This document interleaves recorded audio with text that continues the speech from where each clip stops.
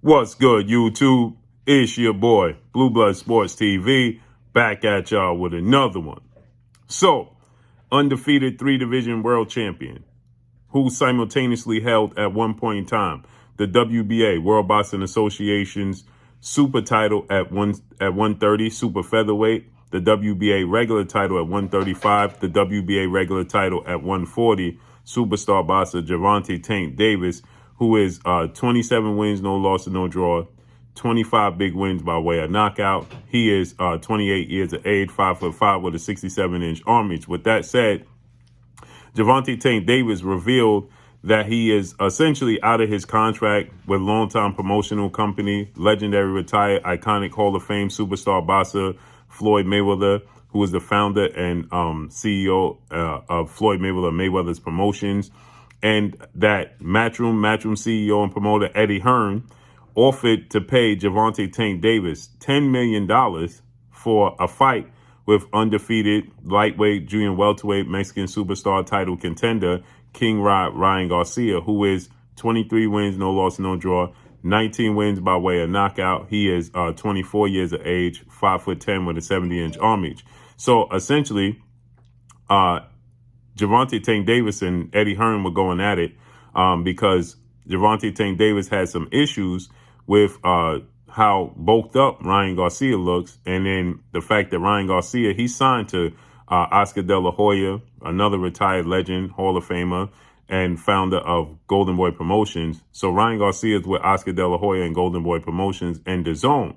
And so obviously Eddie Hearn was the one that introduced DAZN to the United States, okay? And so with that said, Ryan Garcia, has shown some pictures that he's pretty bulked up in these pictures.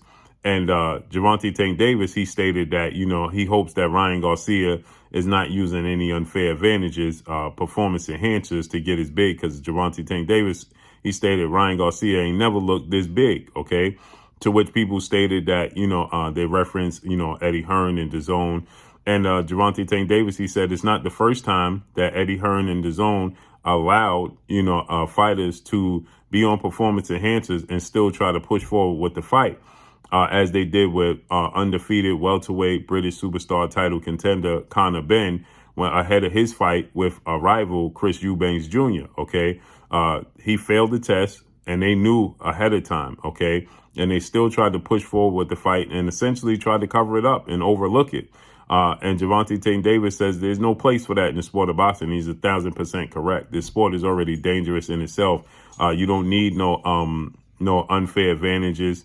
You don't need fighters having performance enhancers, and risking fighters' lives. Okay, fighters already losing their lives in this ring already, let alone having unfair advantages. So with that said, Gervonta Tank Davis reveals that Eddie Hearn, as soon as he got, now, Eddie Hearn and Mayweather Promotions CEO Leonard Ellaby, they were going back and forth, okay? And so Gervonta Tank Davis has said that, they tried to offer me this fight with Ryan Garcia. He already now secured the fight without Eddie Hearn and Matchroom. Now, January 7th, he'll be facing off against WBA super featherweight undefeated Dominican star boxer Hector Garcia in Washington, D.C. And then April 15th, it looks like he'll be facing off against Ryan Garcia in Las Vegas, Nevada, okay? And so with that said, he didn't need Eddie Hearn. He didn't need Matchroom. But he reveals that Eddie Hearn, and people were saying that he wasn't telling the truth about Eddie Hearn and trying to sign him. And he revealed the messages and the emails, right? And it says, quote, "Dear Gervonta, further to our message confirming you are no longer under promotional contract." So Gervonta Tank Davis informed Eddie Hearn. So they must have been having a conversation already. And he informed Eddie Hearn that he is no longer with Mayweather Promotions. He said, "We would like to make you the following offer for your next fight," okay? Which would be versus Ryan Garcia, February or March 2023 on DAZN pay-per-view, okay? Now, obviously, he's already going to fight him in April, okay? So this is around the same time. Guarantee purse of US $10 million up front, okay? And, that's a guaranteed purse of $10 million up front, okay? And then a pay-per-view bonus to be agreed. So that means Gervonta Tank Davis would get a percentage of the pay-per-view sales. So He get a guaranteed purse of $10 million. Then he going to get pay-per-view sales. Okay. Then Eddie Hearn ended it by saying, look forward to hearing from you. As I said, I am in Cleveland this week and would be happy to fly you out to discuss face to face. Thanks, Eddie Hearn. Right. So he clarified and let it be known, I don't make up stories. They offered me, $10 million to fight, Ryan Garcia. Then he goes on to he goes on to say that, I make more money than that already. Okay. He says, so why did Eddie Hearn offer me an offer? Because people says that, does Tank not realize that Ryan isn't with Matchroom? And says, so Tank goes, quote, so why has he sent me an offer to fight Ryan? Y'all always think I'm lying till I prove y'all I ain't. You understand? So then he goes on to say, never mind what you talking about. Why did you try to continue a boxing fight when you knew a fighter was dirty at Eddie Hearn? Not to mention, Buddy sent me an offer for Ryan for some money I already make plus more. So Tank Davis is saying he makes upwards of $10 million per fight, right? Well, Tank Davis's, that's Gervonta Tank Davis's purse, after he does his pay-per-views. Now Gervonta Tank Davis did a live gate of $5 million. He broke the gate at the Barclays Center in his last fight against Rolando Rolly Romero. He was guaranteed a $1 million purse. Rolly was guaranteed a $500,000 purse. And then with the pay-per-views and the back-end money, Gervonta Tank Davis is stating that he made well over $10 million. Okay. Now, again, like I stated, the gate for that fight did $5 million. He got pay-per-view sale. He got pay-per-view revenue. He got, gate revenue and things of that nature. So he's saying he made over 10 million, I don't know if he made over 10 million for that fight, but his guaranteed purse was 1 million up front and Rolly's was 500,000. And then it's being reported that, on the back end of that, he got a big sum of money, right? Again, Gervonta Tank Davis is a massive draw. He sells everywhere he fights. He sold out the Staples Center in LA, now the Crypto Arena. He sold out State Farm Arena in Atlanta. He sold out, in Baltimore. He sells out at the Barclays Center. So he's a massive draw, and I have no doubt he makes a massive amount of money, right? But what's interesting is, how is Eddie Hearn making an offer for Ryan Garcia unless he's being a spokesman for DAZN overall, okay, the platform?